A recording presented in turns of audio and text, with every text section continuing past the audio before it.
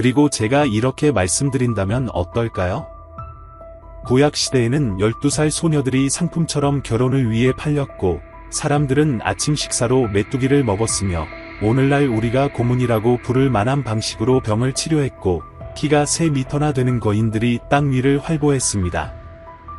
이 영상에서 여러분은 신의 재앙이 언제 닥칠지 모르는 위협 속에서 살아가던 삶의 실상, 오늘날 누가 보아도 기절할 혈흔 의식이 어떤 것이었는지, 그리고 심지어 인간을 희생물로 바쳤던 음산한 제사의 세계가 어떠했는지를 알게 될 것입니다. 어느 날 아침 잠에서 깨어나 보니 겨우 12살인 당신의 딸이 3배나 나이 많은 남자에게 팔려 결혼하게 된다고 상상해 보십시오. 구약시대에는 이것이 드문 일이 아니라 너무나도 당연한 일이었습니다. 더욱 흥미로운 것은 여성들이 문자 그대로 남자의 소유물, 처음에는 아버지의, 그 다음에는 남편의 애로 취급되었다는 사실입니다. 족장시대에는 한 남자가 감당할 수 있는 한도 내에서 수많은 아내를 거느릴 수 있었습니다. 자, 그렇다면 아브라함은 어떨까요? 그는 사라와 더불어 하갈도 두었고, 이로 인해 가문 전체의 운명을 바꾸는 격렬한 갈등이 일어났습니다.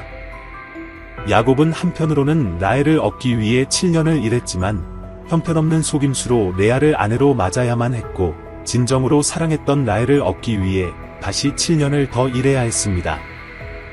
거기서 그치지 않고 두 여종 비라와 실바에게서도 자녀를 낳아 총 4명의 부인과 12명의 아들로 이스라엘의 12지파가 태어났습니다. 솔로몬은 열왕기상 11장에 따르면 무려 700명의 아내와 300명의 첩을 거느렸습니다. 더욱 놀라운 것은 그중 상당수가 외국 공주들이란 점입니다. 정치적 동맹을 맺기 위한 결혼이었으나 그 대가로 이방 여인들이 가져온 우상 숭배가 솔로몬의 마음을 돌려 왕국의 쇠퇴를 불러왔습니다. 여성들은 상속권이 없었고 스스로 남편을 선택할 수도 없었습니다. 생리 기간 동안에는 부정하다 여겨져 일주일간 가족과 격리되어야 했습니다. 혼수는 신랑이 신부 측에 바치는 예물로 마치 귀중한 물건을 사들이는 것처럼 은화 50냥이 표준 가격이었는데 이는 노예 한 명의 가격과 같았습니다. 비디나 전쟁 상황에서는 딸들이 노예로 팔리기도 했습니다. 출애굽기 21장에 적힌 법에 따르면 딸이 노예로 팔리면 남자 노예와 같은 해방권이 주어지지 않았습니다. 만약 남편이 죽으면 과부는 죽은 자의 가장 가까운 친척에게 맡겨져 그가 결혼 여부를 결정했습니다. 하지만 여기서 이야기는 더욱 충격적으로 전개됩니다. 구약시대의 여성 억압 이야기뿐 아니라 천상 존재들이 인간과 함께 걸었다는 전설도 전해집니다. 창세기 6장에서는 하나님의 아들들이 인간의 딸들을 보고 아름답다 여겨 아내로 삼았다고 기록되어 있습니다. 일이 바로 네피림의 비밀이 시작된 지점입니다. 천사와 인간 여성의 결합으로 태어난 이 존재들은 고대의 영웅이자 거인으로 묘사되었습니다. 일부 학자들은 그들이 키가 3미터가 넘었으며 전사로서 모두가 두려워했다고 믿습니다. 외경 에녹서에는 이 천사들이 인간에게 금속 세공술, 화장술, 마법, 점성술, 심지어 전쟁 기술까지 가르쳤다고 전합니다. 이쯤 되면 이미 충격적이라 느끼실 텐데 당시에는 다양한 거인 종족이 존재했다고 합니다. 아낙 족속은 이스라엘 사람을 메뚜기처럼 느끼게 할 만큼 키가 컸고 에밋 족은 모압 지역에 살며 아낙만큼 두려웠습니다. 부산 지역을 지배하던 르바임은 그 왕 오그의 철제 침대 길이가 무려 4미터였습니다. 블레셋의 거인 골리앗은 키가 거의 3미터에 달했고 그의 갑옷 무게만 60kg에 달했으며 창촉은 7kg였습니다. 그러나 골리앗만 있었던 것은 아닙니다. 그는 4명의 거인 형제를 두고 있었는데 다윗의 전사들이 이들을 모두 쓰러뜨렸습니다. 그 시대 여성들은 남성뿐 아니라 길바닥에서 마주칠지도 모를 초자연적 존재들에 대한 두려움 속에 살았습니다. 거인들이 여성을 납치의 아내로 삼았다는 전설은 대대로 전해져 내려와 젊은 이스라엘 여성들을 공포에 떨게 했습니다. 여성들이 겪었던 억압과 거인의 존재가 놀랍다면 댓글로 더 알고 싶어요 라고 남겨주세요. 그러면 충격적 비밀을 전해드리고 있다는 사실을 보여줄 수 있습니다. 다음 화에서는 사람들이 무엇을 먹었는지에 곤충과 피까지 치유보다 더 많은 생명을 앗아간 기괴한 의료 관습, 그리고 훨씬 잔인한 신의 얼굴 아래서 살아가는 삶이 어땠는지 알려드리겠습니다. 계속하기 전에 매우 중요하고 민감한 주제를 다루어야 합니다. 바로 기독교인들의 과도한 포르노 소비 문제입니다. 이 문제는 최근 몇 년간 심각해지고 있지만 공개적으로 논의되는 경우는 드뭅니다. 그래서 저희는 감옥의 끝이라는 방법론을 개발했습니다. 이 방법론은 매일 하나님과의 친밀함을 가져다주는 계획과 디지털 보호 전략, 정신적 갱신 전략을 포함한 종합 자료로 구성되어 있습니다. 이를 통해 포르노 시청으로 인한 죄책감을 한 번에 벗어버리고 영적 연결을 회복하도록 돕습니다.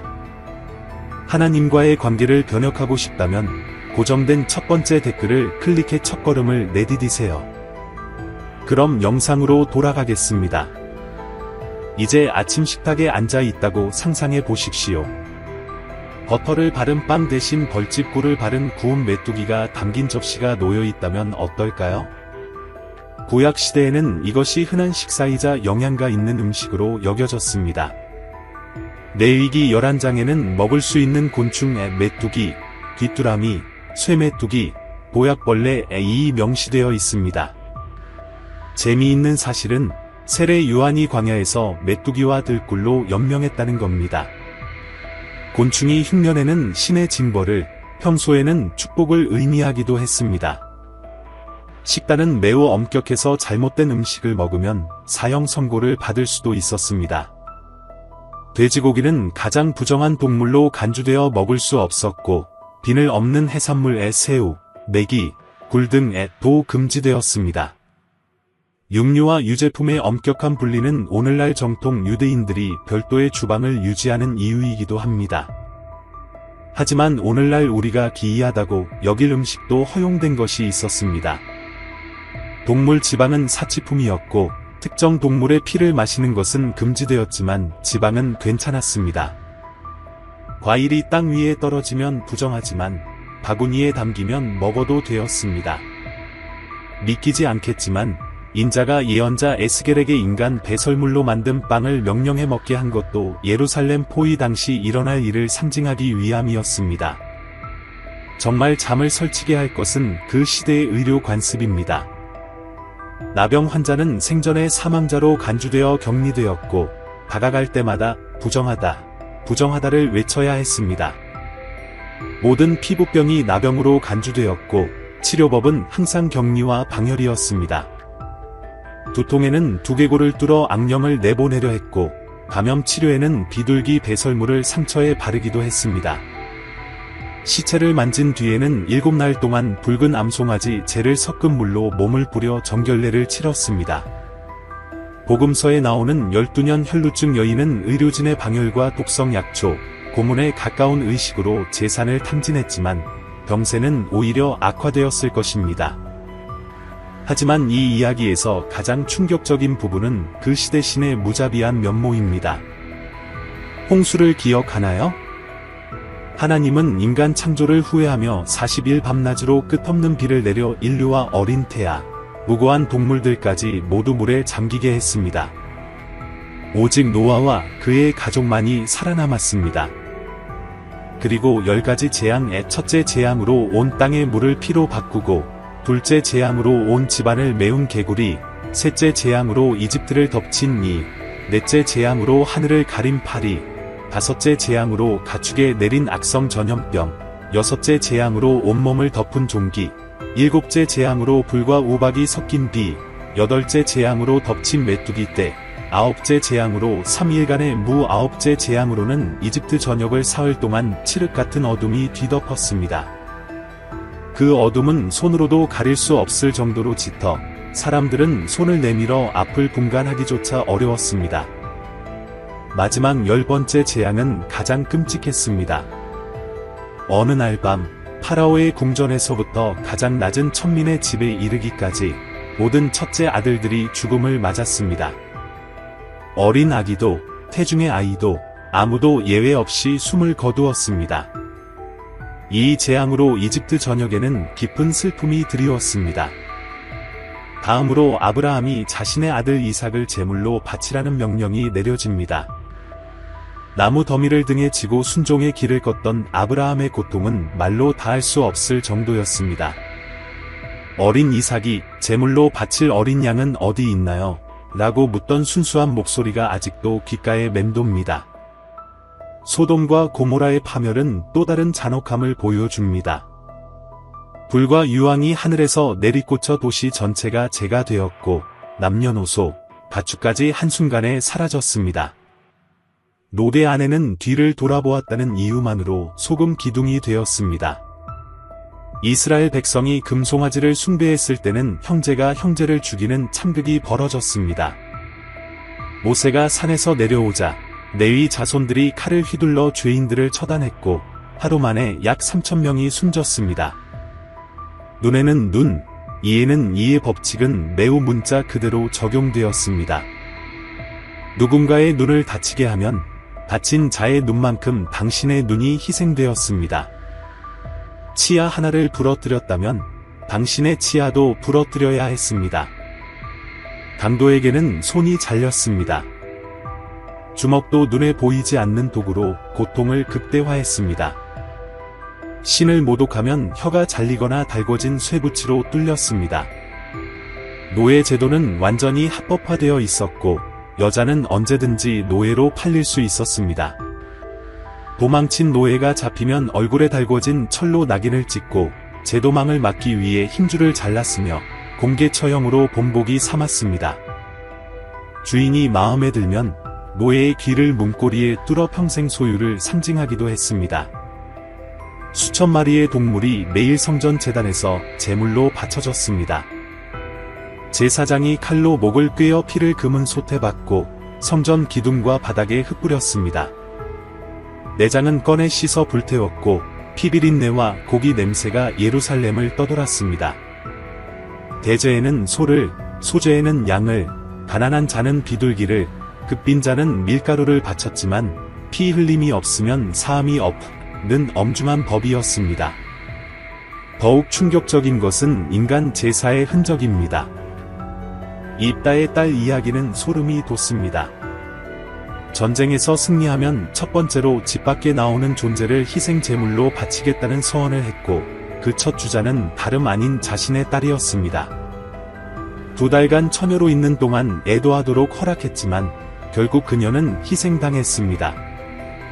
예루살렘 외곽의 흰놈 골짜기는 몰록신에게 어린아이를 불 속에 던져 바치는 공포의 장소로 악명이 높았습니다.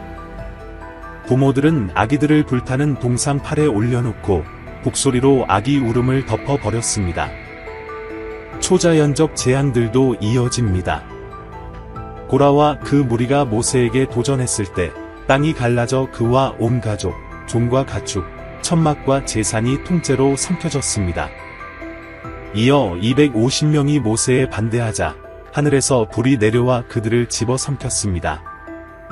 언약궤를 손으로 만진 우사가 즉시 번쩍이는 심판을 받아 즉사했고 궤를 빼앗은 블레셋 땅에는 악성 종기와 쥐떼가 들끓어 백성을 학살한 뒤에야 돌려주도록 만들었습니다. 베들레헴 근처 베세메스 사람들조차 궤를 들여다보다 70명이 즉사했습니다. 아론의 지팡이는 뱀으로 변해 이집트 마술사들의 지팡이를 삼켰고 홍해는 갈라져 벽처럼 수백 미터 높이의 물벽이 양쪽에 서서 이스라엘 백성을 통로로 인도했습니다. 호렙 반석에서는 물이 솟아나 백성들과 가축을 살렸고 만나라고 불린 하늘 양식은 꿀맛이었지만 토요일이 되기 전에는 썩지 않았습니다. 모세의 누이 미리는 모세를 비방했다가 피부가 순식간에 백반증에 걸려 나병 환자로 격리되었고 유다 왕 우시야는 성전에서 분향하려다 이마에 나병이 번져 제사장들에게 내쫓겼습니다. 엘리사의 제자 나아만 장군의 나병은 그의 거짓말과 탐욕 때문이라는 설화가 전해집니다. 여러분이 이 잔혹한 형벌에 충격받았다면 하나님은 주권자이십니다. 라고 댓글로 남겨주세요. 다음이 마지막 장입니다. 하나님의 명령으로 한 도시를 통째로 멸망시키고 아기까지도 학살했던 대량 학살의 기록, 자기 몸을 자르고 피를 흘리던 극단적 혈흔 의식, 그리고 종말을 예고하는 예언자들의 끔찍한 환상이 이어질 것입니다. 하나님이 인간의 역사에 드러내신 이 어두운 면에도 불구하고 그분의 주권과 계획을 믿는 여러분이 되시길 바랍니다.